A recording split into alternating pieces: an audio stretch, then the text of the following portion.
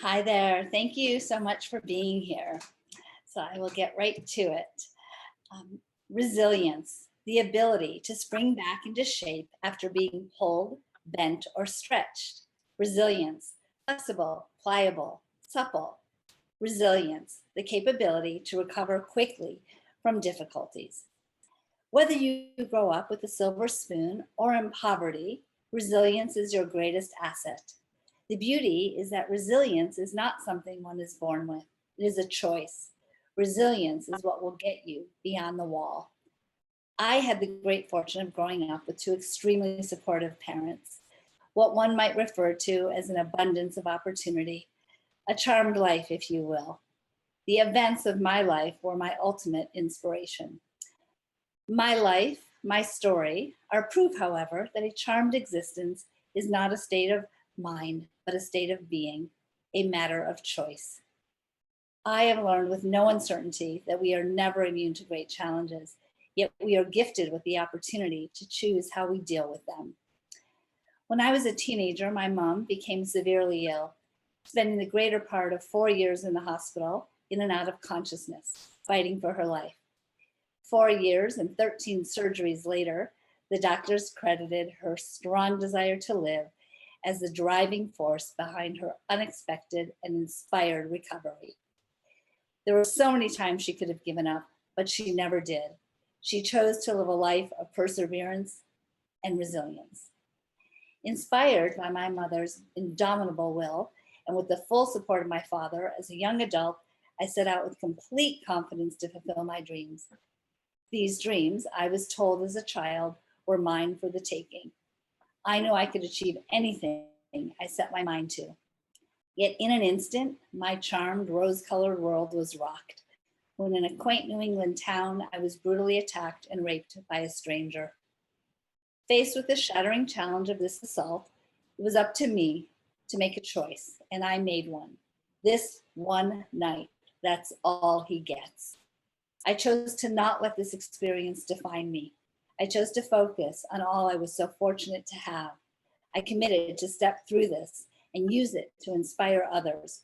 I chose to be resilient. The funny thing about life is that overcoming one challenge does not mean we are given a pass to avoid others. The day after Thanksgiving of 2011, my amazing mother was murdered. Murder, something I never thought would touch my still rose-colored world. I knew at this point, more than ever, I had to call on my resilience. I had to dig deep and persevere. After 7 long years, her assailant had not been caught. The case was not getting the resources it needed, and it went cold. With relentless tenacity and a formidable support system, I was able to get the investigation revived, and on October 24th, 2018, the man who murdered my mom was finally brought to justice and sent to prison. It is up to us to make the choice as to how we deal what is thrown in our path. My choice, my path, is resilience, something I learned from my mom. I am the owner and designer of Jama, an exclusive American luxury handbag brand made in the USA. I'm also the founder of Ambition, a nonprofit entrepreneurial program for disadvantaged youth. As an entrepreneur, I make many choices. The most important choice we all get to make is whether we happen to our lives or if our lives happen to us. So speaking of choices, in my heart, I was a creator, a designer, yet I was vulnerable to how people perceived me. In an effort to prove something to the world, I strayed from my path. Desperate to be recognized for my intellect, I put my creativity and passion aside and sought what I believed would give me the credibility I thought I desired. I became a technical writer, working for Ernst & Young, America, and Fortune 500 companies, including Bank of America, and so on. I know it sounds thrilling. Ultimately, this choice was everything I was not, and it did not yield the results I was seeking. Most importantly, I was not being true to myself. It became clear that my only choice was to follow my passion. From that moment on, my path was crystal clear. I was a designer, and it was time I started acting like one. Ironically, when I began to share my revelation, I was repeatedly met with the same amused response, all variations of, duh, Nancy, of course you're a designer. Everyone has always known that. Might have been nice if someone had mentioned it. So now what? I grew up in Detroit during a time of major economic prosperity, the epicenter of iconic American brands and families. I had the opportunity to witness, experience, and learn about the benefits derived from manufacturing in the United States and the real value of American craftsmanship. It saddened me when this began to change and we started to care more about price than quality, and outsourcing became the American way. I was bothered by the lack of true American luxury design houses. With such superior talent in the US, why was the world only enamored with the allure and sophistication of European fashion houses? That's when I had my epiphany. Jama would become known as the first true American luxury handbag brand made in the USA. But I wouldn't stop there. The brand would stand for resilience. The brand would stand for a cause. The brand and the cause would give Jama its purpose and would be so intrinsically connected that one could not function without each other. Call it capitalism with consciousness. And in order to do this well, I knew the cause must come from my DNA. Knowing that so many grow up without access and exposure to anything beyond their own walls angered me. I knew that the real difference between the haves and the have-nots was access and exposure, a staircase to the top floor, if you will.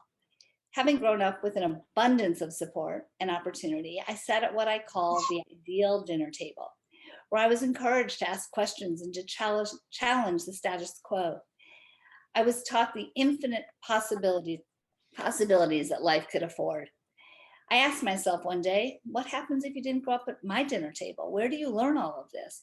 Who provides you access to the information, to experiences, to support?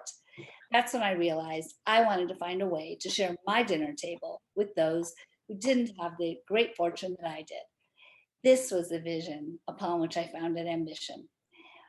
My dinner table provided me with so many tools.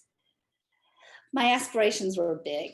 I wanted my bags to be seen on the likes of Angelina Jolie and Brad Pitt. I wanted to be featured in Vogue. I wanted to start a program that helped disadvantaged teens and integrate it with my business. I wanted to set a precedent for small business that cause is a necessity of commerce.